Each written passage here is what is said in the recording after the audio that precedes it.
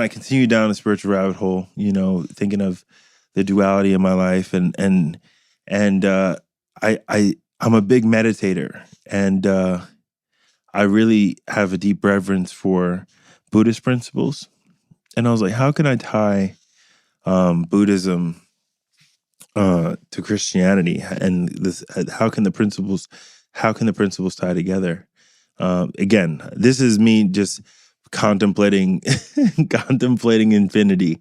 Just the God concept is just I'm so lucky to be able to ponder this shit. Because before I was very dogmatic in like the idea that there was no God or that we were God, and being on mushrooms, we were like, we're all gods and manifestations of God. And you know what I mean? Like I was just so crazy when it comes to the idea of a spiritual life. And now I'm open-minded.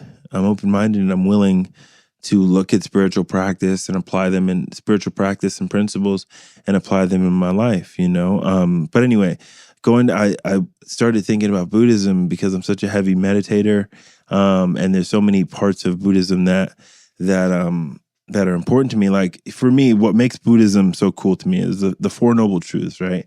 Those are the four principles, four major principles of Buddhism, and then there's the Noble Eightfold Path, which I'll get into.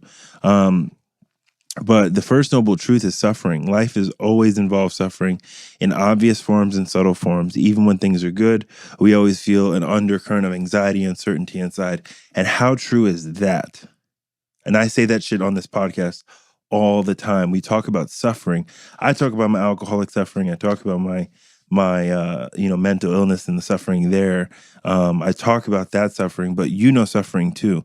Your divorce, suffering in your job that you hate. I watch people in my family work a job that sucks the soul out of them, and they were suffering. I watch people go through heartache and suffer. I'm watching my friend, one of my closest friends, go through a breakup, and he is suffering right now.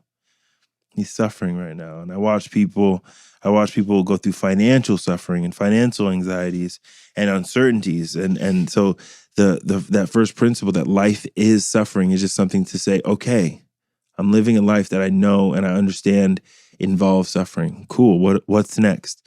And then we pay attention to the cause of suffering. And for me, this is a big one for me. The cause of my suffering is fundamental ignorance and craving.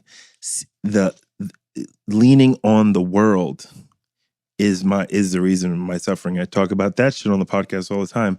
The sex, the body, the validation, the money, the world, the craving, our carnal cravings are the seven deadly sins are the cause of my suffering.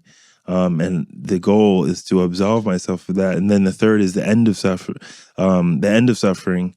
Obscurations are temporary. Suffering is temporary. Therefore, suffering can end because obscuration can be purified and awakened, and an awakened mind is always available to us. There's peace available.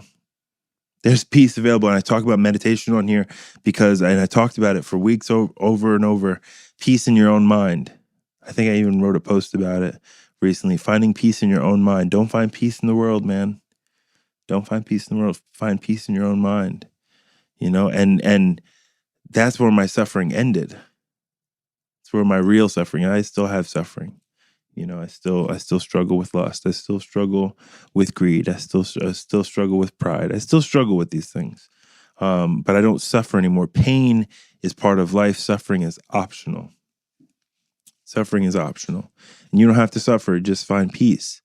And maybe you need to try to find peace in everything else before you figure out that peace is within you. And I hate to be that guy, but this is ancient shit, man. This is not, when we talk of like New Age, you hear New Age, stuff. This isn't New Age. This is thousands of years old. This is not New Age. And it's so profound that they knew this. And this applies especially to the world we live in now, with the vapid culture of social media, with the rampant individualism of American culture. Like, hey, we are not individuals. We are meant to do life in fellowship. We are what's it called? We are codependent creatures. We need each other. And we are very much the same, and more the same than not. more the same than not. And we have this rampant culture of individuality.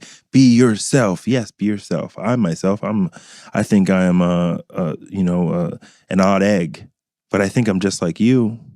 I don't think I'm any different than you.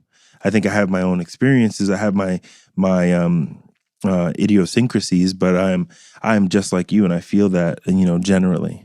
Generally, I feel it the most in 12-step. I feel like, damn, there's thousands of people, if not the thousands of people in San Diego, millions of people in the world who feel just like me. But awakened mind is available to you. A peace is available to you, and the fourth noble truth is that by ethically living, practicing meditation, developing wisdom, we can take exactly the same journey to enlightenment and freedom from suffering that the Buddha did.